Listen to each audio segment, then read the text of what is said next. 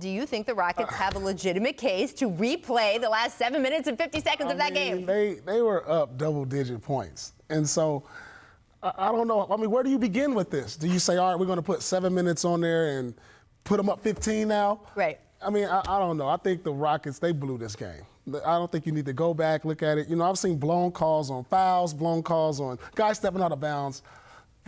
KD did this when he stepped clearly out of bounds, but never have I seen a blown call on a made basket. Right, this was against the Rockets, right? Nobody called. This was clearly he was out of bounds. But that's human error. And that's the reason the NBA went to 3 referees. Right. To take away a lot of the human error. Look at this. Right. That's a blown call. This game, who knows for the record, not replayed. But a made basket blown call, I've never seen that. This is unprecedented. Well, that's the Rockets' point, right? Their point is, and people will, look, obviously the Rockets have a little bit of a history, Brian, is that right? of complaining? Should we call it complaining? It's been pointing out things that they feel are documented or wrong. Or part of some controversy. Controversy. They have gotten a lot of pushback this morning of, hey, you lost the game, to Paul's point. You're up by 22. This is not the reason, that basket is not the reason you lost this game. Their point back, and I talked to the Rockets guys this morning, was, hey, it is a basket. It is not a guy stepping out of bounds. It's not a lane violation, which is what one of those other games was replayed for. It is a basket, the essence of what we are supposed to be doing. Do you buy that, or are you on the Paul 22 points issue? No, I mean, I don't know where do you start with it, though. They can't decide the rules based on the score. They have to apply them the way they are. Right. As far as I understand, the only way you can replay a game is if the rules were misapplied. In this case, it was just a blown call. It was a particularly egregious blown call. You'd hate to see it, but it was a blown call. Yeah. So I do not believe that it will be replayed. The only thing that's interesting is that the fact that the replay, the coach's challenge was involved, and whether, I had not heard that there was a 30-second rule on that. That was very weird to me. So maybe there is a 30-second rule that I just don't know about, but if that is possibly that was misapplied, that would be the only area I think they would have a leg to stand on. So would they just replay the coach's challenge, but not the rest of the game? No. I mean, what are we replaying here? Yeah, I think it's just going to be a disappointing defeat for the Rockets, unfortunately. I mean, Paul, to your point, there have been other games, right? I know our producers found some games where guys stepped out of bounds. I think there was an Oklahoma City Thunder game involved. Yes, that was a classic one. Last year, right? This one? A couple of years ago. Right? Yeah. This was 2017. They couldn't review it because they didn't blow the whistle, so now they blow the whistle on everything. Right. Pretty much. Clearly out of bounds. I mean, what is the ref doing? He's standing right there. But again, this game, not replayed either, and look, there is a difference about a blown call and a misapplication of rules. That's the legalese that I can give you, best I can say. The Rockets are not going to be happy. They rarely are. Let's move on.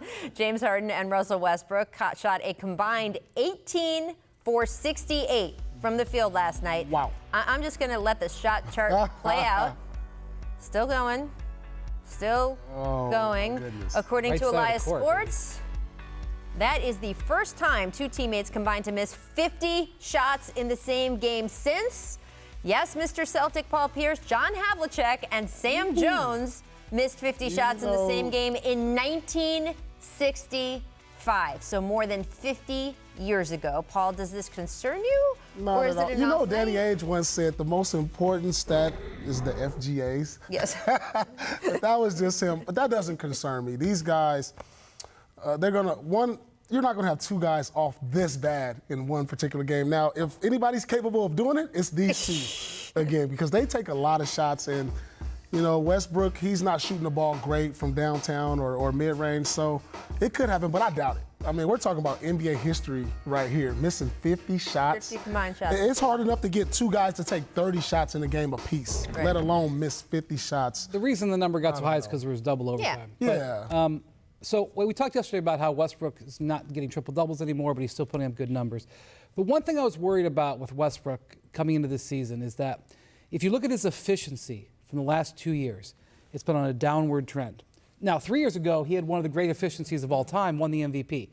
But it took a precipitous drop. Now, this year, his efficiency is barely above league average. He's gone from being the most efficient player in the league to basically just slightly above league average. Short period of time, too. And that is concerning.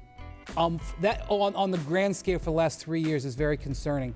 He's shooting the lowest percentage from the field since his rookie season. This is concerning. He's showing the worst three-point percentage since his second season.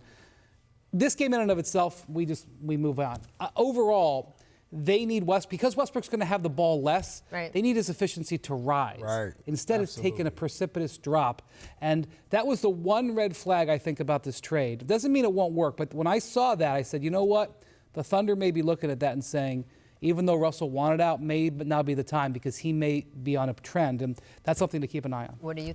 I mean, I think this has a lot to do with what he's had to do over the last few years in Oklahoma City. I mean, he averaged a triple-double for 3 straight years. That's a lot of wear and tear. Yeah. I mean, you're going out there putting it on the line, and we all know the effort he gives. He's 31 now. I mean, the athleticism it's not where it used to be a few years ago. So I just believe this is all a part of the wear and tear over the years. I think you're right, Paul, but I also think that if anybody in the league would tell you that counting numbers matters less than efficiency, it would be the Rockets. I mean, as you get older, Yes. It doesn't get any easier. I agree with that. And so, maybe he needs to change his game a little bit to where he can become more efficient, or the way he works on his game. I mean, he'll find an adjustment. I think he's smart enough to learn that. And we have yet to see, but maybe he will. Are you seeing an athleticism drop? Because that was, of course, always the concern. And frankly, with that contract, based on where he was, say, 3 years ago, now, I mean, he's still one of the top 10 athletes in the league. Okay. What I'm seeing is a broken jump shot. Yeah, a broken jump shot and poor free throw shooting. Right. I mean, I eventually think he'll lose some of the hop because everybody does. He has Age to find is a way to Father get Time easier undefeated, baskets. but He has to I'm get not more sure layups in transition. I mean, if he's able to do that, you'll see his field goal rise. And he has to become a better spot-up shooter in the D'Antoni system. Yep. Yeah, absolutely. Thanks for watching ESPN on YouTube. For highlights and analysis, check out the ESPN app. And for live streaming and premium content, check out ESPN+.